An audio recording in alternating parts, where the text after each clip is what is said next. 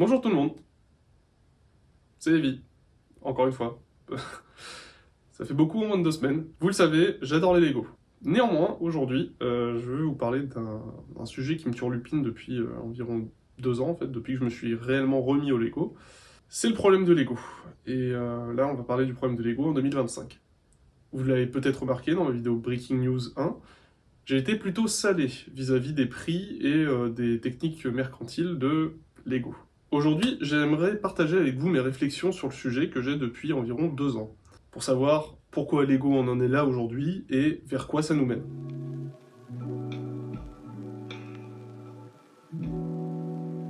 Pour commencer, on va partir sur quelques chiffres. Il faut le savoir, mais aujourd'hui chez Lego, les sets à destination des adultes représentent 15% des ensembles produits par Lego. Et on peut voir que depuis 2020, la tendance a triplé. Et même si cela a permis le retour d'anciennes licences chez Lego telles que Seigneur des Anneaux, et même de nouvelles telles que Mario ou encore Zelda, il faut pas oublier que c'est quasi 70% des sets, des playsets en fait, qui ont disparu par la même occasion. Et concrètement, on est en droit de se demander pourquoi une telle tendance, en sachant que les sets pour adultes, c'est pas le même prix que les playsets, justement. Si je prends un UCS Star Wars, on est aux alentours de 200-300 euros minimum, là où un playset, c'est 15-20 euros minimum. Il faut savoir aussi qu'en 2013, pour Lego, une brique, c'était 17 centimes à produire. Aujourd'hui, on est plutôt autour des 13 centimes, ce qui a fait que Lego en a profité pour augmenter le nombre de pièces dans ses sets. Aujourd'hui, on est autour des 700 pièces par set. Auparavant, on était plus de l'ordre des 500. Et il n'y a pas que ça. Il y a aussi les figurines. En 2013, pour Lego, produire une figurine Lego, ça se relevait de l'ordre de 3,70 €. Aujourd'hui, on est plus de l'ordre des 5 €. Et cela s'explique par la création de nouveaux moules et aussi le travail des designers sur les pièces Lego. En effet, contrairement à il y a 10 ans, les figurines Lego aujourd'hui sont ultra détaillées. On a des topographies sur les bras, sur les jambes, et même dans le dos.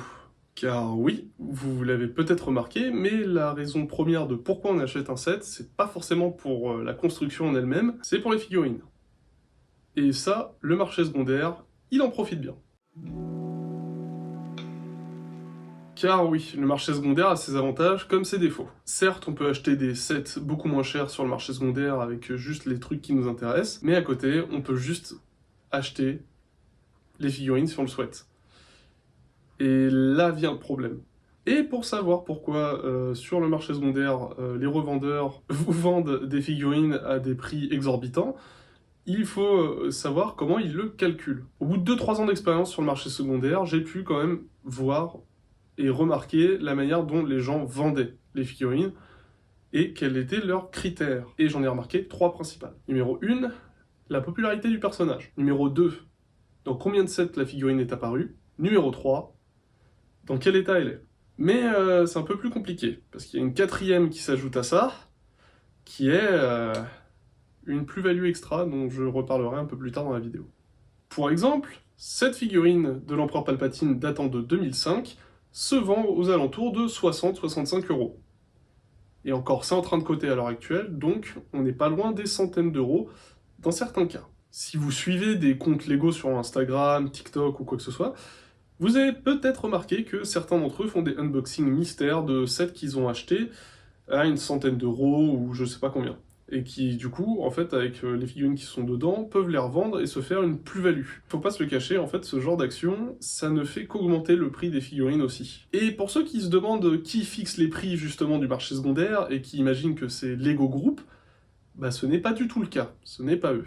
Le roi en la matière, c'est Bricklink, ou Brick Economy, ou bref, un tas d'autres sites. Mais Bricklink, c'est la pièce majeure. Bricklink, c'est un site qui est un peu comme une place de commerce pour le Lego, où plein de particuliers et de revendeurs pros vendent des figurines Lego ou des sets. Et en fait, tout ce qui touche au Lego. Pas que Star Wars, hein, il y a toutes les gammes sorties à ce jour. Après, il faut pas jeter la pierre non plus sur Bricklink, hein, ils essayent quand même de stabiliser ça pour que ça reste un truc plutôt professionnel et que les gens n'abusent pas non plus sur les prix. Vous vous demandez sûrement pourquoi des gens seraient prêt à mettre une figurine datant d'il y a 20 ans à ce prix-là? Eh bien, tout simplement parce qu'il y a des gens qui sont prêts à l'acheter à ce prix-là. Mesdames et messieurs, maintenant je vais parler d'un problème qui touche principalement ma génération. Nous sommes une génération d'adolescents. Notre avenir n'est pas forcément glorieux, il suffit juste de checker l'actualité pour se rendre compte que, ouais, il y aurait de quoi se taper une bonne grosse dépression. Et en plus de ça, notre dernier refuge, c'est généralement l'enfance, ou le passé. C'est pas pour rien qu'on a des revivals de trucs rétro en permanence sur TikTok ou les réseaux sociaux. Cette génération, donc d'adolescents, est née entre 90 et 2005. À l'heure actuelle, si vous avez un enfant dans ces eaux-là, vous savez très bien qu'ils sont en train de début de vie active, ou en tout cas commencent à avoir un pouvoir d'achat. Et qui dit pouvoir d'achat dit acheter, racheter et surconsommer. Après, faut pas non plus tout généraliser. Il y a aussi des gens qui kiffent juste les Lego, dont moi. Je fais des films avec. Si je reprends la figurine de l'Empereur Palpatine, on peut en juger très vite ses critères. Pour la popularité du personnage, c'est l'Empereur Palpatine. C'est l'antagoniste de la saga. C'est pas compliqué. Dans le nombre de sets dans lequel il est apparu, que dans un seul, en 2005, et qui n'était pas forcément abordable non plus. Troisième critère, l'état de la figurine, l'état est quasi en parfait état.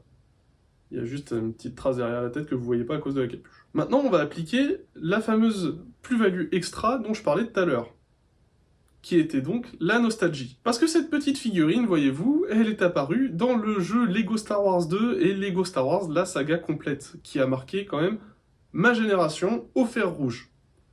Même ceux qui n'aiment pas les Lego, hein. Vous l'avez pratiquement tous eu entre les mains au moins une fois ce jeu. Et plaisantez pas, mais juste avoir du coup la figurine du jeu vidéo entre les mains, je vous assure que ça vous fait un petit truc. C'est comme acheter une version collector d'un jeu pour avoir la figurine, je sais pas moi, de Kratos. C'est un peu le même délire. Et les multinationales le savent très bien ça.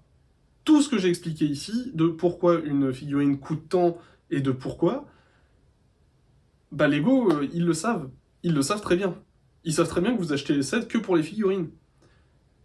Donc, vous dites bien que les mecs doivent se dire, s'ils sont prêts à larguer 60 € pour une figurine toute seule, vieille, moche, datant d'il y a 20 ans, alors pourquoi ils seraient pas à lâcher 70 € dans un set où il n'y a qu'une figurine vraiment intéressante et le reste on s'en fout, et alors qu'on n'a même pas besoin de faire d'efforts, tout le monde ira l'acheter parce qu'il y a cette figurine-là. Et là, je pense que vous avez plusieurs sets qui vous reviennent en tête. Moi, je parle notamment du fameux ATTE de 2022, avec le commandant Cody, dont on n'avait jamais eu la figurine.